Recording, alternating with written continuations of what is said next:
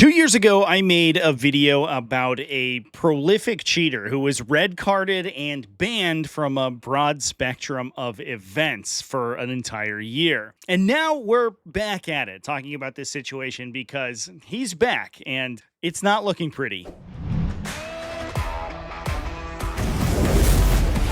What's up, folks? Welcome back to TacticalTortoise. My name is Trevi, and let's start with a little recap. At the Lone Star Open 2025, a 200-player event held in Texas and being run by the Tournament Organizer Corps, or TOC, Frontline Gaming, also known as FLG. A player went undefeated, winning all 6 of his games. Now, I'm not going to put the player on blast in this particular video or even mention their name because, in this case, they kind of didn't do anything wrong. That might be a controversial thing to say, but please bear with me. Now, that said, back in 2023, they definitely did. The judges at the Lone Star Open issued them a red card as well as a 1-year ban from FLG events for misplaying their army rules, unit stats, and even playing different war gear upgrades on their units between different games. Army lists in Warhammer 40,000 are set at the beginning of an event and can't be changed, so as soon as you change what loadouts your units have from game to game, that's a big problem. That's definitely against the rules. It was all pretty dumb stuff, but it was easier to get away with towards the beginning of the edition when people were unfamiliar with the rules. Since then, there have also been reports from this time that this player used loaded dice and even printed out modified copies of his rules, changing them in Photoshop so that the rules that he said appeared to be correct. However, I personally don't put quite as much stock into those accusations, especially the one about photoshopped rules, because I've never seen it personally, and that does sound a little insane. But in fairness, at the time, the judges at the event chose to disqualify him and handing him a 1-year ban from their events. Now, at the time, Frontline Gaming and the TCC, Texas Competitive Circuit, I call them Texas Competitive Circuit in this video, but it's actually Texas Championship Circuit, so that's my bad. For Warhammer 40,000 were not affiliated. This player had received an indeterminate ban previously from the TTC that lasted for a period of 3 years. But because at the time of Lone Star Open 2023, the two organizations didn't have like an established relationship. Frontline Gaming didn't consider this. You okay, kitty?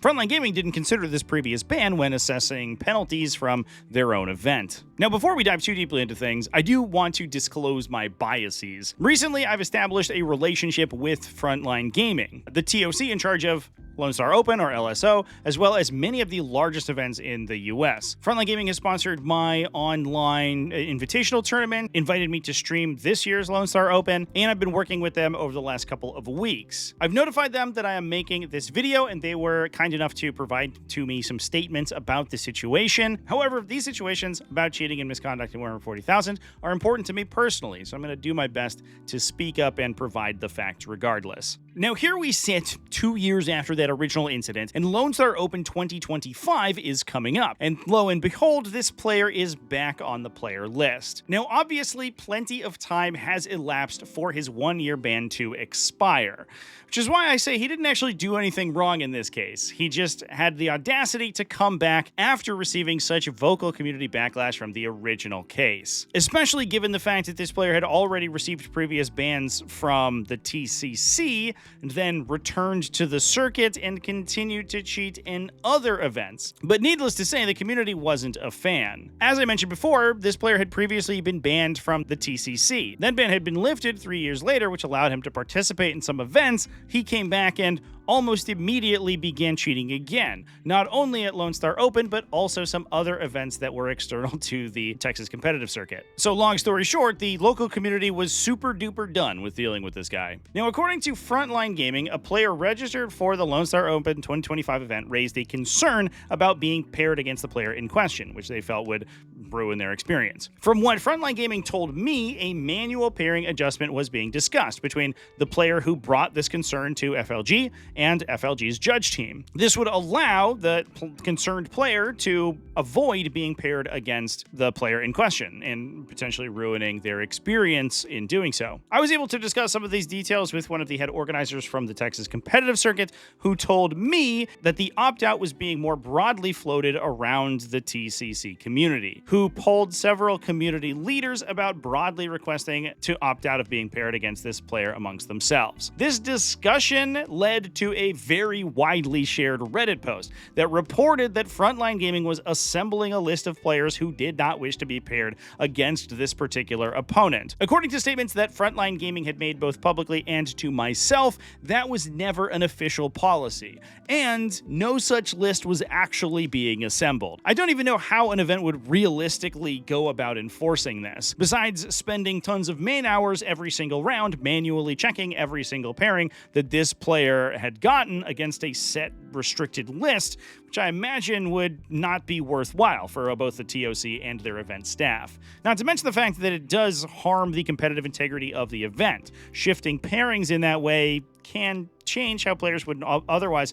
normally have been paired, which obviously could change their tournament win path. In any case, this post and news of the situation spread like wildfire. I was personally messaged with a link to this thread at least 10 times almost immediately upon it being posted. In light of this backlash, Frontline Gaming asked the player in question not to attend their event after all. This eventually transitioned to a second indefinite ban from the TCC, which would also then, by extension, bar him from participating in this year's Lone Star Open, since the Lone Star Open has since been incorporated into the Texas competitive circuit. In my discussions with them, Frontline Gaming has also referenced some structural changes to their organization to more heavily enforce fair play and player conduct at their events. For those who don't know, the organization itself underwent some pretty fundamental restructuring in the years since the 2023 event, and much of the core team responsible has been replaced, bringing an entirely new perspective. They've also committed to a closer relationship with local circuits and communities to avoid situations like this in the future, embodied by the fact that, of course, the Lone Star Open is now part of the Texas competitive circuit, saying to me in their statement that the individuals who dedicate their time to building and growing strong local communities via circuits play an important role in the broader community. From what I've seen, in many cases, those circuits reflect the collective voices of their region. I absolutely believe that serious actions like banning a player should never be taken lightly, and that input from circuit leadership should absolutely be part of the consideration if an event operates under them. So hopefully in the future we can avoid situations like this, where a player that is otherwise receiving penalties from their local community circuits is essentially avoiding them by participating only in events held by Frontline Gaming or other TOCs that they may not necessarily have all of the background of. On the whole, though, this situation is kind of a total mess. It was originally brought on by a relatively weak and tepid response to this individual's original actions, especially in light of the fact that they had received bans locally in the past, and the fact that this player had been banned from several events as well as the local circuit for multiple years and still returned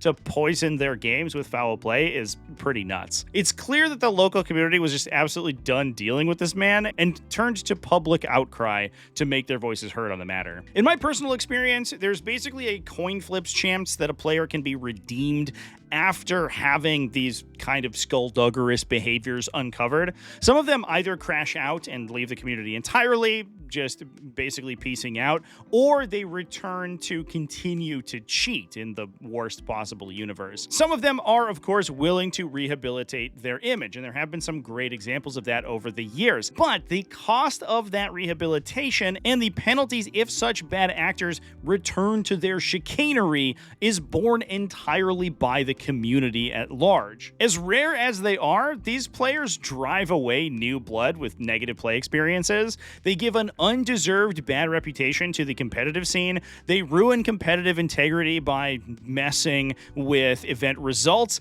and also simply ruined the game of many players who just want to attend an event and enjoy the hobby. In my opinion, it is not worth the cost to the community to preserve the few redeemable apples in an otherwise bad batch. And in my opinion, such intentional misplays should be met with harsher penalties, which would come with the added benefit of avoiding situations like these entirely in the future. I'm recording this after the fact as a little bit of an addendum, but I also think that the sentiments echoed by Frontline Gaming's statements are applaudable. That said, obviously, it does take actions to speak. And Frontline Gaming is in an important position at the apex of the community. They run a collection of the largest Warhammer 40,000 events in the entire world, including the largest single event, the Las Vegas Open. And so they occupy a unique space to protect the community from situations like these developing in the future. So let me know what you think about this situation. Do you think it was handled correctly by the parties involved? And do you think that a request not to participate that then turned into a ban is fair